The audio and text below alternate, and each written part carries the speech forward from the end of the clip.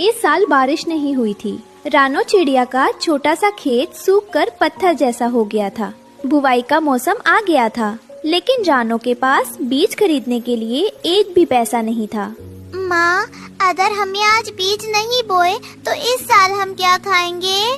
चिंता मत करो बेटा, मुझे चील साहूकार से कर्ज मांगना होगा। इसके अलावा कोई रास्ता नहीं है। रानो भारी मन से उड़ते हुए चील साहूकार की हवेली की तरफ जा रही थी। तभी रास्ते में उसे उसका पुराना दोस्त हरिया तोता मिला। रानो को परेशान देखकर उसने उसे रोक लिया। रानो बहन, रुक जाइए। आप इस दोस्तों, ये रहे हमारी आज की वीडियो के प्यारे सब्सक्राइबर्स और फॉलोअर्स के नाम।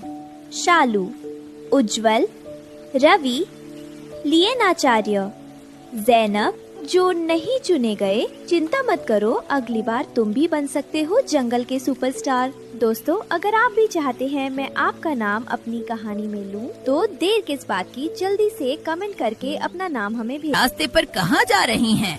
आगे तो उस निर्दयी चील साहूकार का इलाका है।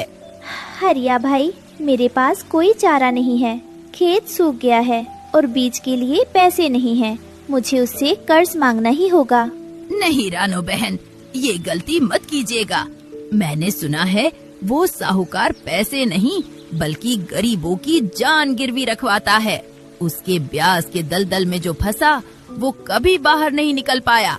हम सब मिलकर कुछ और इंतजाम कर लेंगे, पर वहाँ मत जाइए।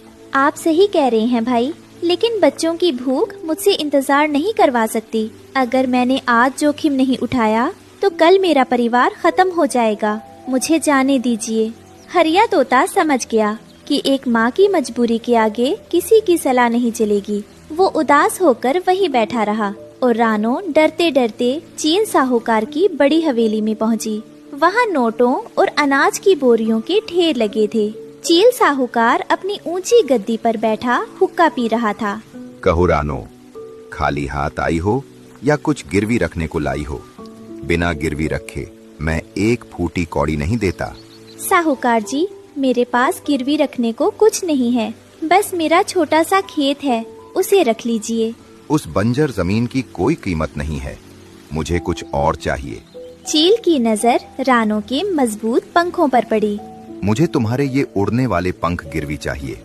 शर्त ये है कि जब तक तुम मेरा कर्ज नहीं चुकाओगी तुम उड़ नहीं सकती। तुम्हें जमीन पर चलकर रेंग कर खेती करनी होगी। मंजूर है? क्या?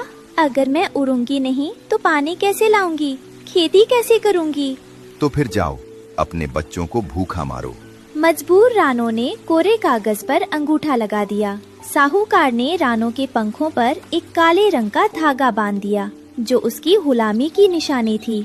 अब वो उड़ नहीं सकती थी। वहाँ कालू कौवा भी खड़ा था। अरे रानो बहन, मैंने तो अपनी जमीन के कागज दे दिए और पैसे ले लिए। अब मैं मजे से उड़कर खेती करूँगा और तुम जमीन पर कीड़ों की तरह रेंगना। अगले दिन रानो अपने खेत में काम करने आई।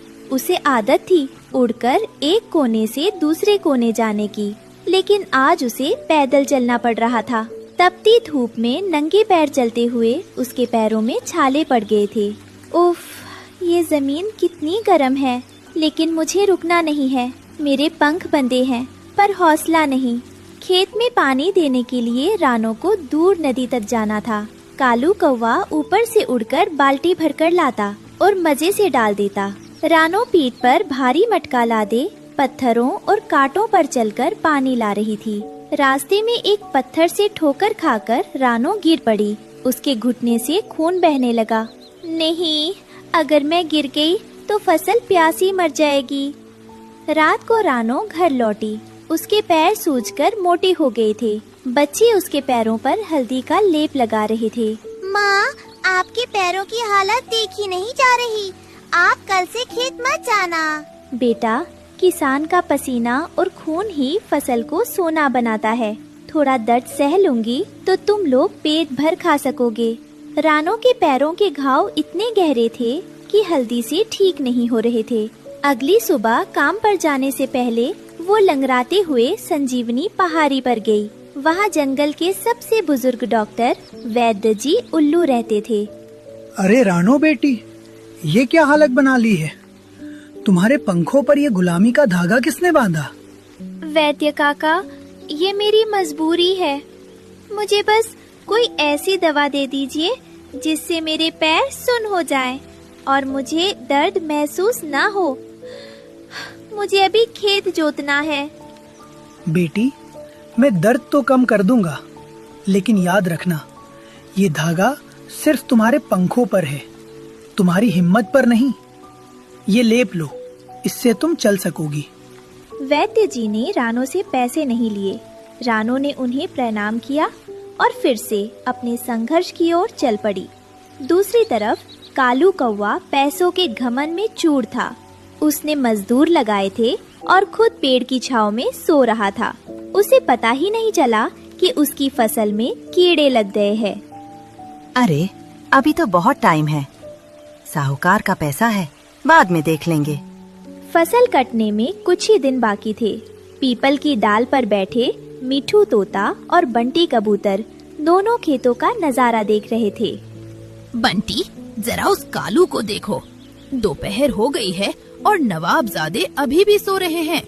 उसे पता भी नहीं है कि उसके खेत में दीमक लग चुकी है।